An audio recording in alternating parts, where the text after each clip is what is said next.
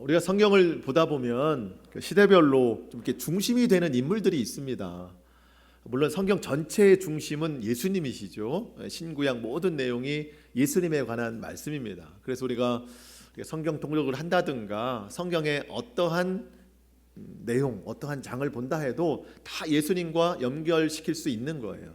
그러한 관점으로 성경을 보는 것을 이제 구속사적 성경 관점이다 이렇게 좀 보는 것인데, 어쨌든 그런 가운데 있어서도 시대를 따라서 성경의 중심이 되는 인물들의 이야기가 좀 나오죠. 예를 들어서 우리가 지금 주의 창세기의 말씀을 보는데, 창세기 우리가 12장에 보면 아브라함의 이야기가 나왔죠. 그 시대의 중심이었습니다.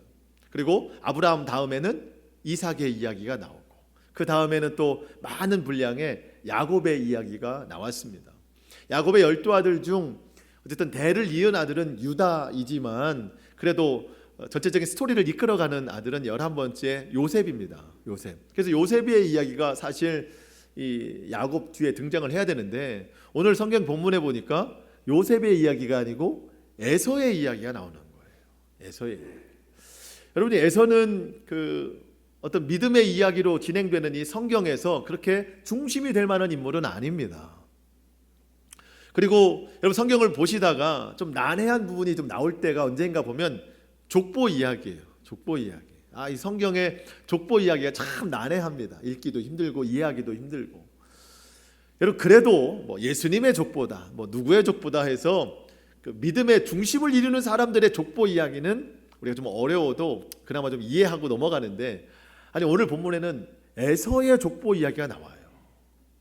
에서는 중심 인물도 아니고, 게다가 왜 이 족보 이야기까지 우리 성경에 기록이 되어 있을까? 그것도 36장 전체에 걸쳐서 이 이야기들이 기록이 되어 있습니다.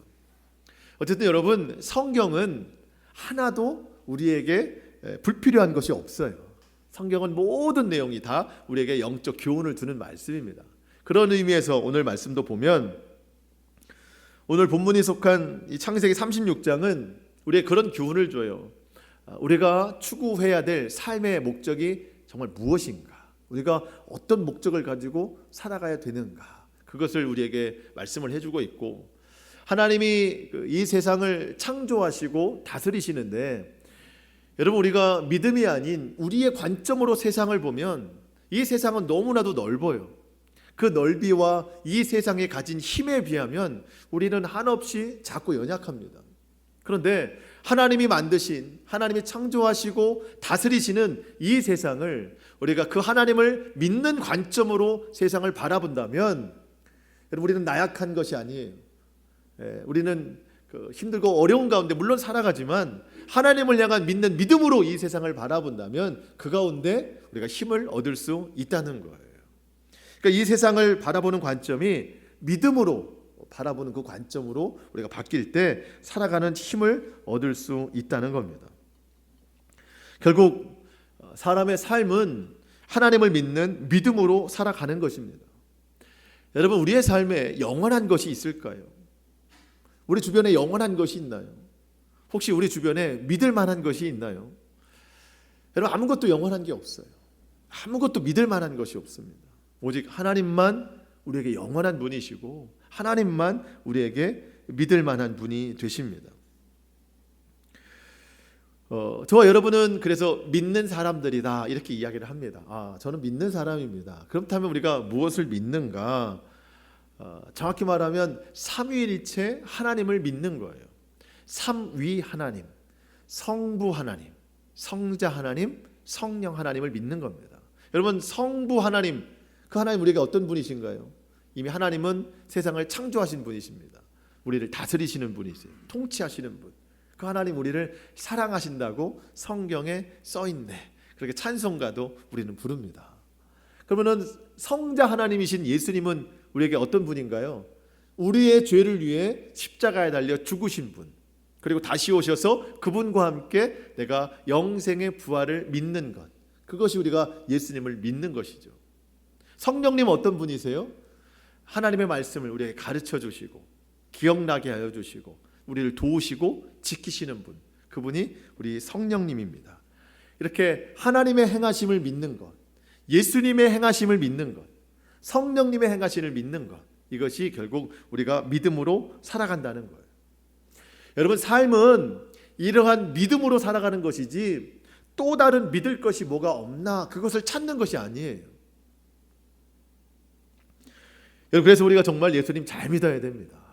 예수님 믿고 온전한 구원을 받아야 됩니다. 또 우리의 삶을 하나님이 이끄시고 통치하실 것 역시 우리가 잘 믿어야 됩니다. 하나님의 사람들은 그래서 시대와 환경을 탓하지 않습니다. 시대는 변하고 환경도 늘 바뀌지만 하나님은 변함없으신 분이시고 그 하나님을 믿는 우리의 믿음 또한 변함이 없기 때문이에요. 오늘 이 예배와 말씀을 통해서 우리의 믿음이 다시 한번 견고해지는 시간 될 수 있기를 축복합니다. 우리가 지난 시간 창세기 35장을 통해서 뭐랄까요? 그동안 미뤄왔던 그 야곱이 베델에 다시 오르는 것을 우리가 35장을 통해서 알 수 있었습니다. 일어나서 베델로 올라가라. 거기서 제단을 쌓으라. 하나님이 말씀하셨어요. 그때 야곱이 결단하여 하나님 말씀에 순종합니다. 자기와 자기 모든 가족들 가지고 있던 모든 이방 우상들을 다 벗어던지고 마음을 정결하게 하고 의복도 갈아입고 다시 찾은 베델에서 제단을 쌓아 올릴 때에 전제물과 기름을 부어서 예배를 올려드리죠. 이 전제물이 뭐였습니까? 그동안 야곱이라는 이름, 속이는 자로 살아왔던 지난날의 모든 삶의 잘못을 이 전제물로 회개로 부어드렸어요. 기름은 뭐예요? 순종입니다. 정결입니다. 앞으로 이스라엘이라는 이름으로 살아갈 것에 대한 결단으로 순종의 기름을 부어드렸습니다. 저와 여러분이 오늘 드리는 이 예배가 그와 같아야 된다고 저는 생각을 해요. 한 주간 동안 살아오면서 우리의 마음에 얼마나 많은 우상이 있어요. 얼마나 많은 죄 가운데 우리가 살아왔습니까? 회개의 전제물을 온전히 부어드려야 됩니다. 그리고 말씀으로 새롭게 변화시키는 것에 대해서 하나님, 제가 새로운 삶으로 결단하겠습니다. 그 결단의 기름을 부어드리는 마음의 정함이 오늘 예배 가운데 있어야 된다는 것입니다. 그렇게 35장의 중반부까지가 이어졌었고 35장의 후반부는 라헬이 막내 아들 베냐민을 낳고 산고로 죽은 이야기가 기록이 되어 있어요. 그렇게 이제 그 야곱이 낳은 12아들의 이름이 35장 후반부에 딱 기록이 되어 있는데, 여러분 우리가 여기서 좀 주목해 볼 것이 있습니다. 여러분, 그 막내 아들 베냐민은 가나안에 와서 낳았지만 11명의 아들은 어디서 나왔을까요? 밧단 아람에서 나왔습니다. 밧단 아람. 그래서 35장 26절 맨 끝에 보면 이렇게 뭐 아들들의 이름이 다 나오고, 이들은 밧단 아람에서 그에게 낳은 자더라. 11명의 아들은 다 밧단 아람에서 나왔습니다. 이 이야기와 오늘 본문 창세기 36장을 비교했을 때 우리에게 주는 영적인 큰 교훈이 있어요. 일단 이것은 이제 말씀 후반부에서 함께 나눠보기로 하고, 그렇게 35장이 이제 이삭의 죽음으로 인하여 그 두 아들, 쌍둥이 두 아들 에서와 야곱이 그 아버지를 장례 치렀다라는 것으로 35장이 마무리가 됩니다. 그리고 오늘 이제 36장 에서의 족보 이야기가 등장합니다. 여러분, 근데 1절부터 조금 그 색다른 표현이 좀 나오죠. 오늘 보면 1절을 보시면 에서 곧 에돔의 족보는 이러하니라. 여러분, 그 에서라고까지만 그동안 표현이 됐었거든요. 근데 오늘 에서 곧 에돔의 족보는 이러하니라. 에돔이라는 표현을 써요. 여기뿐만 아니고 8절에서도 마찬가지입니다. 8절 한번 보시면 이에 에서 곧 에돔이 세일산에 거주하니라. 여러분, 왜 에서를 에서라고 끝내지 않고 에돔이라는 말을 붙일까요? 이 에돔이라는 말은 붉다라는 뜻입니다. 붉은색이라는 뜻입니다. 야곱이 태어났을 때 붉은색을 띠었대요. 붉은색. 네. 저는 태어날 때 저희 어머니가 그러더라고요. 좀 까맣게 태어났다고. 근데 에서는 붉게 태어났대요. 붉게. 그래서 붉은색의 의미가 좀 있고, 또 그 동생 야곱에게 팥죽을 샀을 때 붉은 팥죽을 이제 장자의 명분을 주고 샀다 해서 그때도 이제 붉은이라는 의미가 이제 에서에게 찾아온 것이죠. 그래서 이 두 가지 의미를 가지고 별칭이 붙은 게 에돔이라는 건데, 여러분 이 에돔이 에서의 후예, 에서의 그 자손들의 앞으로 살아갈 족속의 이름이 됩니다. 여러분, 그래서 9절 말씀을 보면 세일산에 있는 에돔 족속의 조상이 누구예요? 에서의 족보는 이러하니라. 여러분, 에서가 한 족속의 시작이 됐다는 말입니다. 이 말은 에서가 하나님에게서 멀어지더니 그의 후손들은 하나님에게서 완전히 떠났다는 거예요. 결국 이방 족속이 되고 하나님을 대적하게 되고 하나님의 심판을 받게 되더라는 거예요. 그 시작점이 어딘가 봤더니 오늘 본문이에요. 여러분, 오늘 본문이 있기까지 야곱과 에서는 큰 차이가 없습니다. 크게 문제되는 것도 없어 보여요. 야곱은 그동안 막 배회하다가 방황하다가 이제야 자기가 살 곳이 어딘지 찾아왔어요. 가나안 땅입니다. 베델입니다. 그런데 에서는 이제까지 살던 가나안을 떠나는 거예요. 떠나는 이유도 뭐 크게 잘못된 것 같지는 않아요. 여러분, 제가 6절의 말씀을 좀 읽어볼 건데요. 여러분, 눈으로 확인하시면서 이 6절이 뭔가 좀 이상하다라고 좀 캐치되는 게 있나 좀 한번 찾아보십시오. 6절의 말씀을 제가 좀 읽어볼게요.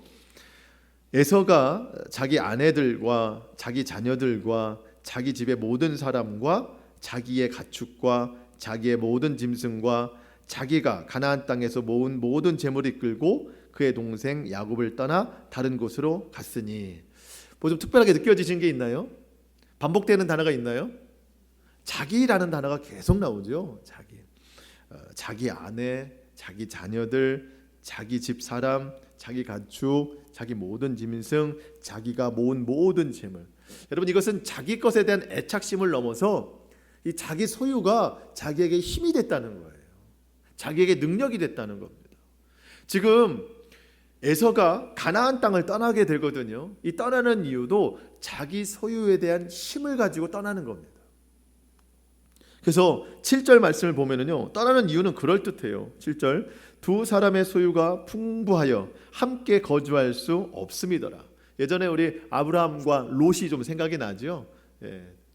아브라함과 롯이 부유했는데 그 종들이 자기 가축을 먹일 풀 때문에 서로 싸우는 것을 보고 아브라함이 롯에게 네가 좋은 땅을 선택해서 가라, 그러한 것과 좀 비슷합니다. 이렇게 서로 풍부해서 거주할 수 없을 때에 그 가축으로 말미암아 그 땅이 서로가 사는 것을 용납하지 않더라, 헤어질 수밖에 없더라는 겁니다. 이것은 표면적으로 드러나는 이유가 된 것이고, 에서가 이날 가나안 땅을 떠납니다. 가나안 땅을 떠나는 것은 소유가 풍부했기 때문에 나는 이 소유를 믿고 살아갈 수도 있어. 그리고 내가 떠나서 다른 땅으로 갈 때 이 소유보다 더 풍성하게 만들어질 것을 나는 믿는다. 그러한 의미로 가나안 땅을 떠나는 거예요. 여러분, 에서와 야곱이 누가 더 부자냐, 누가 더 풍성하냐, 이 조금의 차이는 있지만 공통적인 것은 두 사람 모두 풍부하더라. 소유가 풍요롭더라. 그런데 이 풍요로움에 대한 해석이 달라요. 여러분, 야곱은 자기 소유의 풍요함이 누구 때문이라고 그랬어요? 하나님 때문이라고 그랬어요. 모든 것이 하나님의 은혜입니다. 그런데 에서는 달라요. 에서는 이 소유를 자기 능력이라고 해석합니다. 자기 힘이라고 해석합니다. 자기가 이것에 대한 믿음이 있다고 생각이 되는 거예요. 여러분, 에서에게 가나안은 그렇게 쉽게 떠날 수 있는 땅이 아닙니다. 여러분, 할아버지가 아브라함입니다. 아버지가 이삭이에요. 어려서부터 얼마나 신앙교육 받았겠습니까? 하나님에 대한 중요성, 그리고 가나안이라는 단어 들었을까요? 안 들었을까요? 들었죠. 여러분, 할아버지 아브라함이 원래 가나안 출신이 아닙니다. 먼 이방 땅에서 그 이방 우상들을 섬기고 살 때 하나님이 그곳을 떠나라, 너의 친척 아비 집을 떠나서 내가 가라는 곳으로 가라. 그래서 온 곳이 가나안입니다. 가나안에 흉년이 들어서 잠시 애굽에 도망가기도 했었지만 거기서 또 어려운 일을 만나서 하나님이 다시 마치 붙잡아서 가다가 가나안으로 하나님이 돌려 세우십니다. 결국 그 아브라함과 사라는 가나안 땅을 사서 거기서 장례가 치러지죠. 묻히게 됩니다. 이삭도 마찬가지예요. 가나안을 떠나지 않습니다. 자기 신부를 구하러 먼 길을 가지도 않아요. 왜? 가나안을 떠나면 안 되기 때문에. 마찬가지예요. 야곱도 마찬가지입니다. 야곱이 20년 동안 바단 아람에 가서 있었지만 하나님이 그를 다시 가나안으로 돌아오게 하셨습니다. 여러분, 가나안은 그냥 땅이 아니에요. 그 땅 자체가 능력 있는 것은 아닙니다. 하나님의 약속이 있는 것이기 때문에 중요한 곳이에요. 하나님의 임재가 있는 곳입니다. 하나님이 명령하신 곳이에요. 그래서 가나안은 하나님의 임재와 말씀을 상징하는 곳입니다. 결국 하나님을 향한 믿음의 땅이라고 할 수 있습니다. 여러분, 그래서 에서가 오늘 가나안을 떠나는 것은 믿음에서 떠나는 것이고 하나님에게서 떠나는 거예요.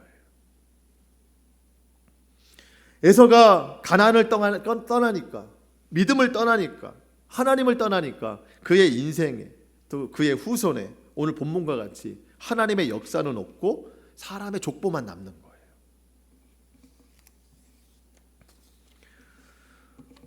여러분, 우리가 이 세상 살아가는데 우선순위가 있다면 여러분, 그것은 믿음입니다. 믿음.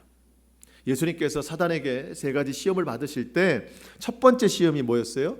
돌덩이를 떡덩이가 되게 하라. 예수님이 그때 신명기의 말씀을 인용하시면서 말씀하셨습니다. 기록되었으되 사람이 떡으로만 살 것이 아니요 하나님의 입으로부터 나오는 모든 말씀으로 살 것이라 하였느니라. 여러분, 사람이 떡으로만 살 것이 아니래요. 이 말씀의 의미는 뭔가요? 떡도 필요하다는 거예요. 떡도 필요하다. 먹을 음식이 필요하다. 육의 삶, 육의 양식 다 필요하다. 그렇지만 그보다 더 우선되는 게 있다. 하나님의 입에서 나오는 모든 말씀으로 살아야 된다. 믿음으로 살아야 된다. 여러분, 신앙은 우선순위입니다. 우선순위. 지금 에서의 선택에는 하나님이 없어요. 믿음이 없습니다. 단지 자기 소유를 위한 것뿐입니다. 여러분, 지금 우리의 삶 가운데 얼마나 우리가 믿음으로 살고 있나요? 얼마나 믿음을 위해서 살아가고 있습니까? 참 믿음 지키기 어려운 때예요. 여러분, 그런데 믿음 지키기 어려운 건 오늘 본문의 에서의 경우처럼 소유가 풍성할 때만 믿음 지키기 어려운 것은 아닙니다. 반대로 소유가 없을 때, 삶이 어려울 때, 그때도 우리는 믿음 지키기 참 어려워요. 근데 참 놀라운 것은 이 2가지 경우가 서로 반대의 경우를 만났을 때 나는 하나님을 찾을 것이다, 그런 착각을 해요. 그게 무슨 얘기냐면 오늘 에서처럼 나는 소유가 지금 너무 많아, 풍부해 할 때 내가 만약 이 소유가 없어지는 때가 있다면 그때 내가 간절함으로 하나님을 찾겠지라고 하는 생각을 한다는 것이죠. 반대의 경우도 있습니다. 지금 내가 삶이 너무 어려워요, 힘들어요, 소유가 없습니다. 그때 무슨 생각하나요? 내 소유가 넉넉해지면, 내가 좀 소유가 많아지면, 여유가 있어지면 그때 내가 하나님을 찾을 수 있겠지, 이런 생각을 한다고요. 그런데 그렇지 않습니다. 지금 하나님 찾지 않으면, 지금 믿음 지키지 않으면 그 어느 때도 믿음 지키기 어렵습니다. 여러분, 하나님을 가까이 하는 것이 내게 복입니다. 어떤 이유에서든지 하나님을 떠나면 안 돼요. 믿음에서 멀어지면 안 되는 겁니다. 여러분, 에서가 에돔이 되고 에돔이 이방 족속이 돼서 하나님한테 심판을 받습니다. 여러분, 처음부터 이방이 아니었어요. 에서였습니다. 에서도 하나님의 사람이었어요. 이삭의 아들이잖아요. 물론 그가 장자의 명분을 소중히 여기지 못해서 그 동생에게 팔아넘기긴 했지만 그 역시 하나님의 자손이었습니다. 에서였어요. 그런데 에서가 어느 날 에돔이 되더라는 거죠. 에돔이 어느 순간 하나님을 대적하는 이방 민족이 되더라는 겁니다. 여러분, 오늘 우리의 믿음이 연약하다 했을 때 이 연약한 믿음을 그냥 우리가 방관하고 있으면 안 돼요. 내가 오늘 에서라고 되면 이 에서가 곧 에돔도 될 수 있는 거예요. 오늘 믿음을 지켜야 됩니다. 참, 그런데 아이러니한 것이 이 에돔 족속이요, 세상으로 보면 아주 성공한 족속이 됩니다. 오늘날로 말하면 시장, 도지사를 막 배출하는 족속이 돼요. 그리고 왕을 배출하는 족속이 됩니다. 이게 참 아이러니합니다. 여러분, 오늘 본문 우리가 읽지는 않았지만 15절 이하에 보면은요, 15절 이하에 보면 에서 자손 중 족장은 이러하니라 하면서 에서 자손에서 나온 족장의 이름들이 쭉 기록이 됩니다. 이 족장은요, 한 도시의 어떤 사령관 정도 되는 아주 높은 직책입니다. 그리고 31장 이하에 보면은 에돔 족속의 왕들의 이름이 막 기록이 되어 있거든요. 왕을 배출한 족속입니다. 많아요, 왕들이. 세상적으로 보면 성공한 가문 같습니다. 아주 훌륭한 가문 같습니다. 그런데 그 세상적 성공, 이 훌륭함이 어디에 쓰였는가 봤더니 하나님을 대적하는 데 쓰였어요. 하나님을 대적하는 데. 두 가지 예화를 좀 말씀을 드리면, 먼저 여러분 어떻게 하나님을 대적했나 보면, 여러분 오늘 보면 16절을 한번 보시겠습니까? 16절 그 족장 중에 우리가 아는 족장 하나 나옵니다. 반가워요. 16절 고라 족장, 가담 족장, 그리고 누굽니까? 아말렉. 여러분 들어보셨죠? 반갑죠? 아말렉 족장이 나옵니다. 여러분 아말렉이 어디서 나오냐면요, 대표적인 것이 그겁니다. 모세가 이스라엘 출애굽해서 나갈 때 그 출애굽기 17장에 보면 모세가 손을 올리면 이스라엘이 이기고 손을 내리면 이스라엘이 지고, 그 상대편에 대적했던 족이 아말렉입니다. 아말렉과 싸우는 거예요. 갈 때마다 아말렉은 이스라엘을 막 괴롭힙니다. 에돔 족속이 그랬던 거예요. 모세가 이끄는 이스라엘 백성들이요, 조금 더 지나가가지고 가데스 바네아에서 12명의 정탐꾼을 보냈을 때 10명의 부정적인 이야기를 듣고, 여러분 한 1년 8개월이면은 들어갈 수 있는 가나안 땅인데 거기서 38년이 갑자기 드러나서 40년을 돌게 되잖아요. 여러분 너무 힘든 이 여정 가운데 조금이라도 지름길이 있으면 가고 싶은 것이 생각이 들잖아요. 그래서 모세가 딱 볼 때 이 지친 백성들을 이끌고 조금 더 가까운 길로 좀 가보자 했는데, 그 길이 어디냐면 에돔 나라를 통과하는 길이에요. 에돔 성을 통과하는 길입니다. 다른 나라보다는 좀 마음이 좀 편해요. 왜냐하면 형제 나라이기 때문에. 그래서 여기를 좀 지나가게 해달라고 부탁을 합니다. 민수기 20장 14절 모세가 가데스에서 에돔 왕에게 사신을 보내매 이르되 당신의 형제 이스라엘의 말에 우리가 당한 모든 고난을 당신도 알거니와. 자, 당신의 형제 이스라엘. 그러니까 지금 그 이스라엘도 에돔을 형제로 알고 있고 에돔도 이스라엘을 형제로 알고 있는 거예요. 그러면서 우리가 지금 왜 이 길을 돌고 있는지 당신도 아마 다 알 겁니다.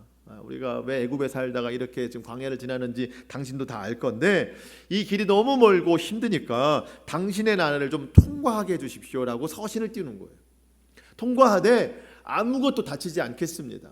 사람이 마시는 물 혹은 짐승이 가다가 물 조금만 마셨다 해도 그것에 대한 값을 다 지불할 테니 조용히 지나갈 거니까 우리가 좀 지나가게 해주십시오라고 부탁을 해요. 여러분 들어주겠습니까? 안 들어주겠습니까? 여러분 같으면. 여러분 착하니까 들어주시겠죠. 민수기 20장 18절 에돔 왕이 대답하되 너는 우리 가운데로 지나가지 못하리라. 내가 칼을 들고 나아가 너를 대적할까 하노라. 못 지나가게 해요. 실제로 칼을 들고 병사들을 데리고 나와서 모세와 백성들이 가는 길을 다 막아섭니다. 먼 길을 돌아갈 수밖에 없어요. 다시. 여러분 이뿐만 아니라 성경 곳곳에 보면 이 에돔은 이스라엘을 막아서는 데는 아주 그냥 첫 번째예요. 늘 대적합니다. 여러분 그 에돔이 이스라엘을 대적한다는 것은요, 하나님을 대적한다는 뜻입니다. 왜 이렇게 둘이 사이가 멀어졌나요? 만약에 에서와 야곱이 둘의 후손이거든요. 이 에서와 야곱이 야복강에서 에서가 칼을 들고 왔을 때 그때 서로 원수지간으로 헤어졌다면 이게 이해가 되죠. 그런데 둘이 화해를 했어요. 아름답게 화해를 했습니다. 지금 떠나는 장면도 서로가 싸우고 헤어지는 게 아니라 서로 소유가 풍성해서 같이 할 수 없으니 아름답게 헤어지자, 그런 관계로 떠난 거예요. 여러분 에돔 족속과 이스라엘이 서로 관계가 안 좋은 것은 에서와 야곱의 관계가 안 좋아서 그런 것이 아니라 에서가 하나님을 떠났기 때문에 이런 일들이 일어나는 거예요. 하나님에게서 멀어졌기 때문에 이런 결과가 일어나게 되는 겁니다. 여러분, 우리가 절대로 가나안을 떠나면 안 됩니다. 가나안에 머물러야 돼요. 하나님 말씀 안에 살아가야 되는 겁니다. 믿음을 떠나면 안 됩니다. 여러분, 우리가 예수를 믿는다고 하면서 생각해 볼 때 내게 좀 믿음이 있다 생각되시는 분은 그 믿음으로 살기를 노력해야 됩니다. 그래서 내가 예수님을 믿는다 하는데 믿음이 좀 없는 것 같아요. 그러면 하나님 앞에 간구해야 됩니다. 하나님, 내게 믿음 주세요. 믿음으로 살 수 있는 힘을 주세요. 그렇다면 오늘 우리가 믿음으로 산다는 것은 무엇입니까? 영적 가나안에 거한다는 것은 무엇입니까? 이것은 어떤 일이 있어도 절망하거나 좌절하지 않는 거예요. 염려하거나 두려워하지 않는 겁니다. 세상을 창조하신 하나님이 우리의 아버지 되심을 믿는 겁니다. 어려움이 있을 때마다 하나님을 의지하는 것이고, 때로 오늘 에서처럼 소유의 풍성함이나 삶의 좋은 일들을 만났을 때 그때 하나님의 은혜에 감사하는 것입니다. 나 스스로 절대로 교만하지 않아야 합니다. 이런 좋은 상황 중을 펼쳐주신 그런 하나님을 위해서 내가 할 것이 무엇인가 겸손한 마음으로 기도하는 거예요. 그러면서 우리의 상황이 어떠하든지 이 모든 상황을 통하여 하나님을 더욱 예배할 수 있어야 되고, 하나님을 더욱 찬양할 수 있어야 되고, 날마다 하나님의 말씀을 묵상하면서 그 말씀이 내 발의 등이요 내 길에 비추신 것을 믿고 순종하면서 나아가야 되는 겁니다. 여러분, 하나님을 가까이 하는 것이 우리에게 복이에요. 하나님을 믿는 것이 우리에게 힘이며 기쁨입니다. 아까 말씀 서두에서 말씀드렸지만 야곱의 12아들 중 11명이 밧단 아람 출신입니다. 아까 성경에 봤죠. 35장 26절 하반에 보면 밧단 아람에서 그에게 낳은 자더라. 12명 중 11을 낳아서 밧단 아람에서 낳아서 어디로 데리고 왔어요? 가나안으로 데리고 왔습니다. 그런데 오늘 본문 5절 맨 끝에 보면 가나안 땅에서 그에게 태어난 자들이더라. 여러분, 에서가 가나안 땅에서 3명의 부인을 통해서 5명의 아들을 낳았습니다. 가나안 땅에 낳았어요. 그런데 가나안 땅에서 낳은 그 아들들을 데리고 세일산으로 옮겨가는 겁니다. 어떤 사람은요, 하나님의 약속하신 가나안 땅의 중요성을 알고 저 멀리서 가나안 땅으로 들어오는 사람들이 있는가 하면, 어떤 사람은 가나안의 중요성을 알면서도 이 세상의 소유에 대한 만족이 더 커서 가나안에 있다가 세상으로 떠나는 자녀들도 있더라는 거예요. 여러분, 이 시대가 이런 양상으로 나누어지고 있어요. 앞으로 이런 양상은 더 분명해질 거라고 생각이 듭니다. 여러분, 우리는 더 믿음 안으로 들어와야 됩니다. 이 세상엔 믿을 만한 것이 없고 영원한 것이 없습니다. 오직 하나님만 영원하시고 하나님만 우리의 믿음의 대상이 되십니다. 이 믿음 지키기 어려운 시대에 가나안에 그래도 있었는데 이 가나안을 놓고 다른 곳으로 가는 사람들이 분명히 있을 거라는 거예요. 사실 저와 여러분도 본래 가나안 사람들은 아니었지요. 영적으로 우리도 밧단 아람처럼 세겜처럼 세상에 머무르던 사람이었습니다. 하나님 알지 못하던 사람들이었어요. 그런 우리에게 하나님이 은혜를 주셔서 하나님을 알게 하셨고 믿게 하셨습니다. 영적 가나안의 삶을 살게 하셨습니다. 하나님의 이름을 부를 수 있게 하셨어요. 하나님의 말씀을 듣게 하셨습니다. 여러분, 우리에게 주신 이 영적 가나안의 자리를 절대로 떠나면 안 됩니다. 벗어나면 안 돼요. 오히려 이럴 때 더 하나님께로 가까이 나아가야 됩니다. 마지막으로 창세기를 기록한 모세의 말씀으로 말씀을 좀 마치려고 하는데요. 자, 여러분, 이 창세기를 포함한 이 구약성경의 맨 앞에 5권, 이걸 우리가 뭐라고 부르나요? 모세오경이라고 부릅니다. 모세오경. 누가 썼어요? 모세가 썼습니다. 언제 썼나요? 여러분, 실시간으로 쓴 게 아니에요. 그러니까 지금 야곱 이야기, 에서 이야기가 있다고 해서 모세가 실시간으로 옆에서 지켜보면서 쓴 게 아닙니다. 모든 것이 다 지나간 다음에 여러분, 그 모세가 이스라엘 백성들을 이끌고 광야 행진을 하는 가운데 하나님이 모세에게 마치 귓속말처럼 심령의 성령의 감동으로 계속해서 말씀을 다 주셨어요. 그 백성들은 뒤에 따라오고 있는데 모세가 앞에 막 가잖아요. 여러 가지 어려운 상황들이 있을 때 하나님께서 모세에게 말씀해 주셨어요. 모세야, 내가 세상을 창조했다. 첫째 날은 이렇게 만들었고, 둘째 날은 이렇게 만들었고, 내가 사람을 만들고 얼마나 보기 좋았는지 모른다. 근데 죄를 짓기 시작했어 하면서 창조 이야기를 모세에게만 계속 해두시는 거예요. 이 백성들을 이끌고 가는데 힘이 붙이잖아요. 그런 가운데 힘을 낼 수 있도록 하나님이 모세에게 이 광야를 걸어가는 동안 창조 이야기를 계속 해주시는 거예요. 어느 날은 산으로 갑자기 혼자 부르시더니 떡하니 돌판 2개를 주시면서 이게 명령이다. 이거를 갖다가 지키게 해라. 하나님이 그 광야 행진하는 모세에게 창조 이야기, 족장 이야기, 믿음의 선조들 이야기, 이스라엘이 지켜야 될 이야기, 앞으로 성전을 어떻게 지어야 되는지 다 하나님이 모세에게 말씀해 주셨습니다. 그래서 모세가 머리가 좋았겠지만 다 기억하지 못하니까 어떤 식으로든 메모를 했겠죠. 그것이 이제 모세 오경이 된 건데, 어느 날 광야 행진을 하고 있는데 모세에게 너무나도 버거운 일들이 있었던 것 같아요. 자기 혼자 가는 것도 힘든데 백성들이 200만 명이나 되는 사람들이 불평과 원망이 막 가득 찬 소리가 하는데, 아마 어느 날 그런 생각이 들었을 것 같아요. 내가 이 길을 왜 가야 되나? 어딘지도 모르는 저 가나안 땅을 내가 왜 가야 되나? 도대체 저 끝은 어디인가? 그런 생각을 하고 있을 때 어쩌면 하나님이 오늘 창세기 36장을 주시지 않았을까라는 생각이 드는 거예요. 모세야, 야곱과 모세가 에서가 있었어. 야곱은 바단 아람에 있었는데 내가 억지로 꼬집어 들여가지고 가나안 땅에 오게 했어. 왜? 가나안이 중요하거든. 근데 에서는 가나안에 버젓이 살다가 자기 소유가 풍성한 나머지 세상으로 향해 갔단다. 그러면서 그 얘기 이후로 모세오경에 기록된 얘기들을 하나님이 쭉 해주셨을 거예요. 에서는 그 결과 에돔이 됐고 이방 족속이 됐어.